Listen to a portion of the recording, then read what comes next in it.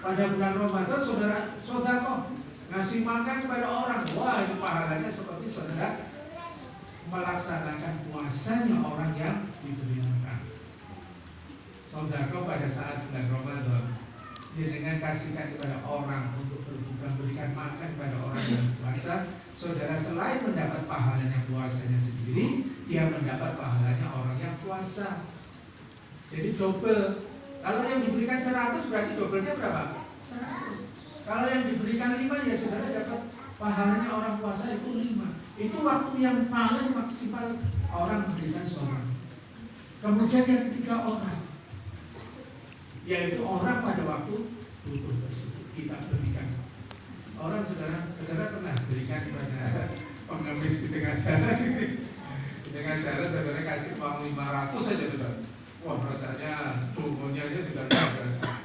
Tubuh tiba, hari lulus sebuah berlipat-lipat.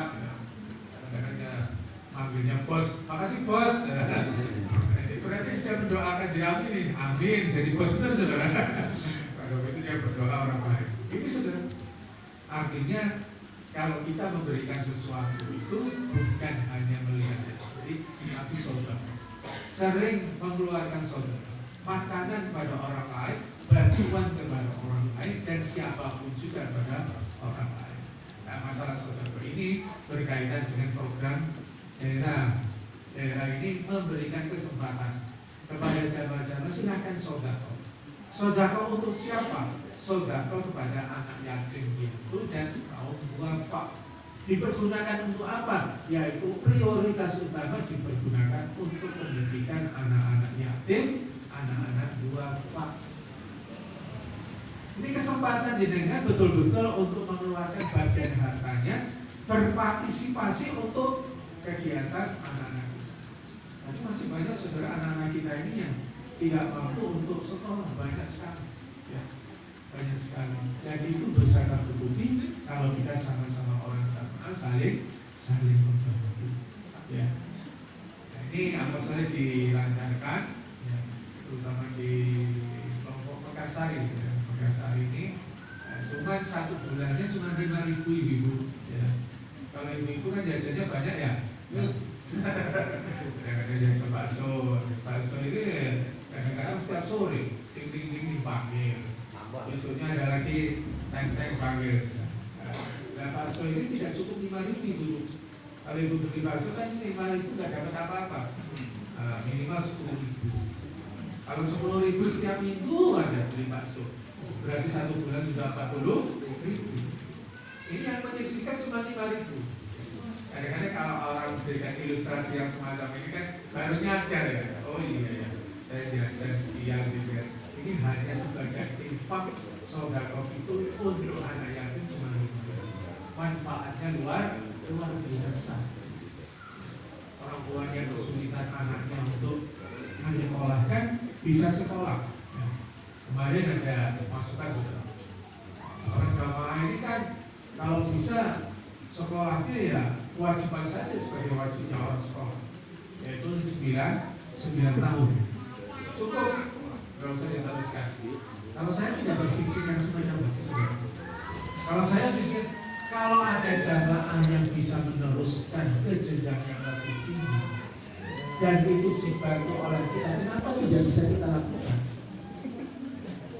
Kalau jamaah di dalam baru kita lihat ini enggak miskin apa saudara, kaya saudara, kaya sebab buat yang kaya, akhirnya luar biasa. Buktinya saudara setiap bulan itu infak persenannya orang jamaah ini semakin hari semakin bertambah. Pada suatu saat cuma 350, sekarang menembus angka 600 per bulannya infaknya orang jamaah. Satu utarakan. Berarti akhirnya banyak ya saudara, banyak. Yang saya tahu petanya itu kelihatan sekali. Nah ini kalau semua gerakan yang semacam ini bisa disadari oleh jamaah, menyisihkan sebagian hartanya untuk membantu saudara-saudara kita, terutama ini dalam rangka membantu anak yatim wafat saudara, maka nanti pada suatu saat tidak ada anak jamaah yang tidak bisa meneruskan ke jenjang pendidikan sampai SMA. Saya sering menasihati saudara, jangan kita punya pikiran ini, pikiran kemudian cita-cita menduafakan anak yang sudah duafa, menduafakan orang yang anak dari orang duafa. Kalau bapaknya tukang ngarit, jangan diwariskan anaknya jadi tukang ngarit terus. Jangan kalau bapaknya tukang tambal ban, anaknya juga diwariskan nantinya jadi tukang ban terus. Tidak. Kalau bapaknya hanya ngangkon sakit, jangan nanti anaknya juga mengikuti jejak orang tuanya jadi ngangkon sakit. Itu filsafat yang keliru. Maka harus diputar pemikirannya orang jamaah. Ini orang jamaah, anak jamaah. Kalau bisa bapaknya duafa, anaknya jangan sampai mengikuti menjadi anak duafa lagi. Karena semakin daerah itu duafanya baik, bukan semakin gampang saudara, tapi semakin menyulitkan daerah itu sendiri. Maka program dari jamaah bagaimana anak-anaknya orang duafa ini terangkat derajatnya, walaupun saudara bukan jaminan. Saya katakan orang pendidikannya tinggi itu pasti kehidupannya lebih sempurna tidak. Banyak orang yang SD itu juga berhasil juga banyak. Banyak yang orang yang SMP juga banyak. Tapi minimal saudara, minimal kalau orang itu lulus SMA, minimal derajatnya bisa terangkat. Cari pekerjaan yang bisa. Kalau lulusan SMP cari pekerjaan yang susah. Tapi SMA nanti. Nah ini program yang semacam ini mewadahi niat para jamaah untuk membantu sesama jamaah, membantu sesama jamaah. Saudara nggak usah memikir, pikirannya saya mikir saudara. Yang penting saudara cukup mengeluarkan 5.000 gitu. Minimal. Kalau saudara saya ingin lebih, boleh nggak? Boleh.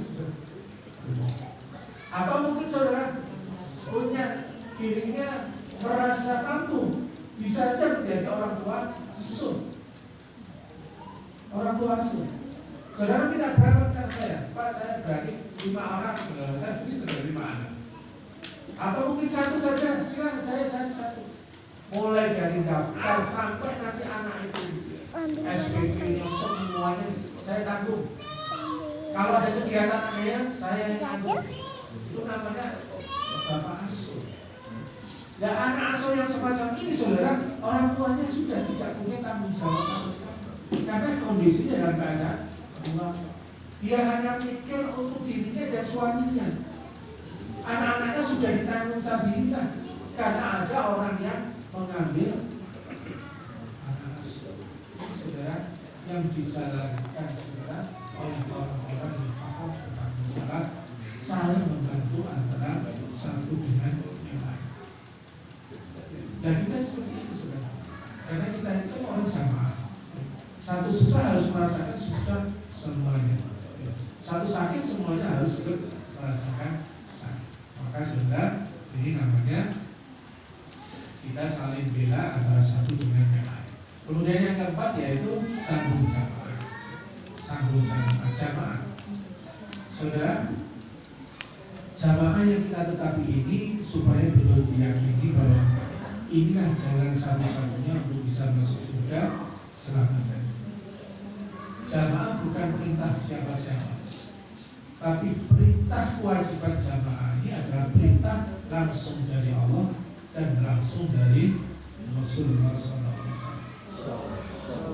Allah berfirman, wa'tasimu bihablillahi jami'an wa la tafarraqu. Nabi bersabda, alaikum bil jamaah wa iyyakum wal fitnah. Ana amarakum bil jamaah, ana amarakum bil khamsi, Allahu amarani bihi. Bil jamaah was-sam'i wa ta'at wal hijrah wal jihad fi sabilillah. Wa nahadil milah satafariqu ala thalatin wa sab'in. Sintani wa sab'una final wa wahidatin fil jannah wa hiya jannah.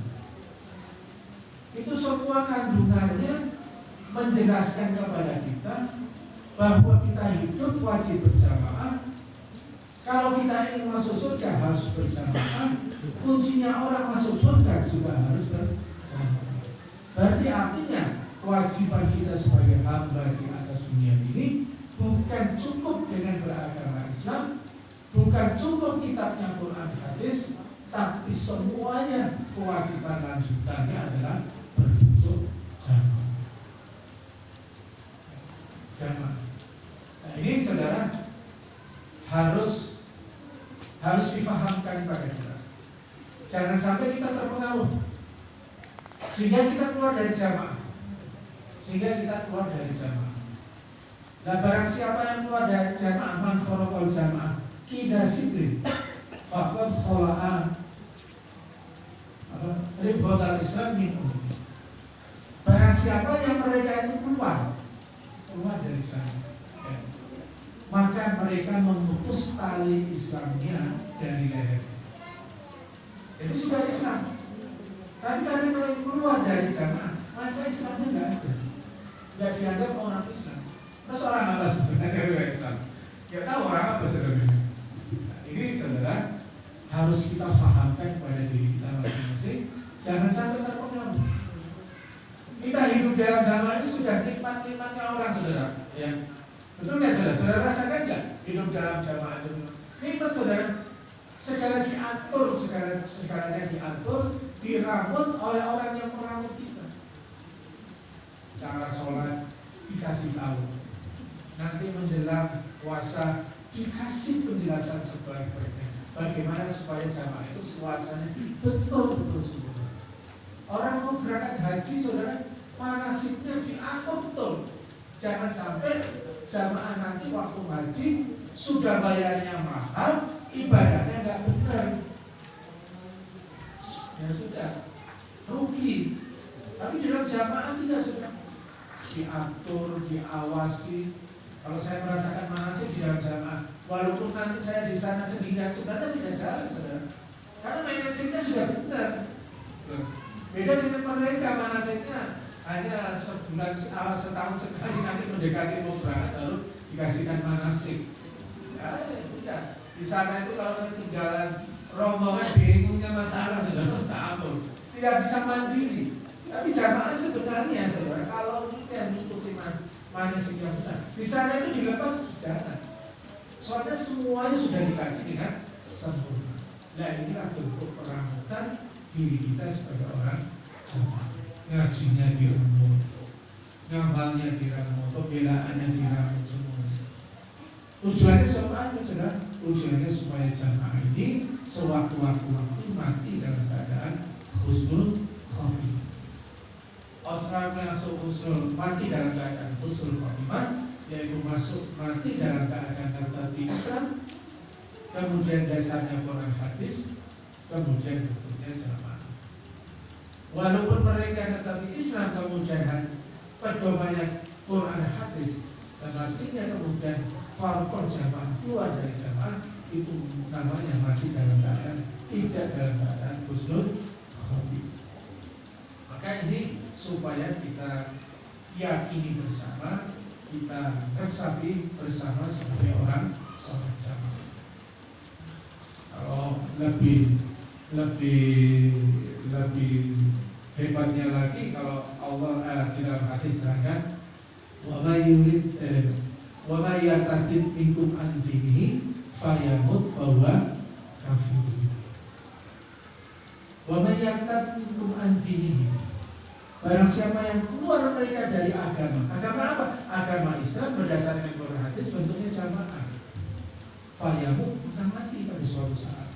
Fahuwa kafir, mati dalam keadaan. Nah, kita sebagai orang yang sekarang di dalam jamaah tidak usah risau. Walaupun kadang-kadang kita agak bimbang. Ada teman saya keluar dari jamaah.